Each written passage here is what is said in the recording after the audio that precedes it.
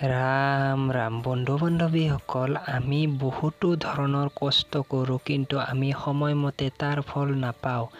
আনহাতে আপোনালোকে দেখিছে যে আপোনালোকৰ ওচৰে পাজৰে বহুতো এনেকুৱা ধৰণৰ মানুহ আছে যে তেওঁলোকে অকণমান ইনকাম কৰে, কিন্তু তেওঁলোকে বহুতো ধৰণৰ কাম কাজ কৰিবলৈ সক্ষম হৈছে, তেওঁলোকে ধনী হৈ যাই আছে। কিন্তু আমি ইমান দিনৰ দিনটো কষ্ট কৰোঁ, কিন্তু আমি ধনী হ'বলৈ পৰা নাই।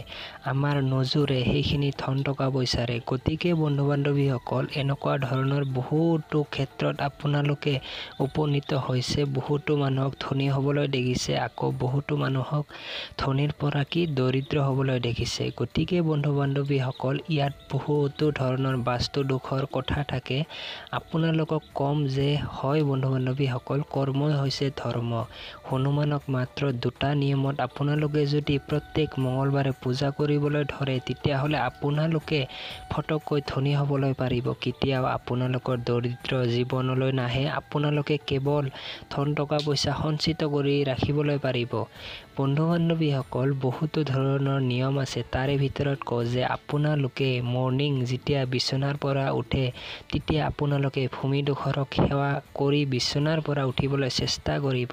তেতিয়াহ'লে মা বসুমতী আই আপোনালোকক মূৰ দাঙি চাব। লগতে জয় হনুমান জ্ঞান গুণ সাগৰ, এই যিটো গীত, এই গীতটি আপোনালোকে মোবাইলত হওক বা নিজে পঢ়ি শ্ৰৱণ আৰু পঢ়ক, বা শুনিলেও হ'ব বা পঢ়িলেও হ'ব। আপোনালোকে প্ৰত্যেক মঙলবাৰে হনুমানজীক আপোনালোকে এটা মিঠা লাড্ডু আপোনালোকে তেওঁক আগবঢ়াব। মিঠা বস্তু দিলেহে আপোনালোকৰ জীৱনটো আগন্তুক মিঠা হ'ব। গতিকে বন্ধু বান্ধৱীসকল, হনুমানে মিঠা বস্তু খাই বহুত ভাল পায়। আপোনালোকে বুন্দিয়াৰ লাড়ু দিব পাৰে।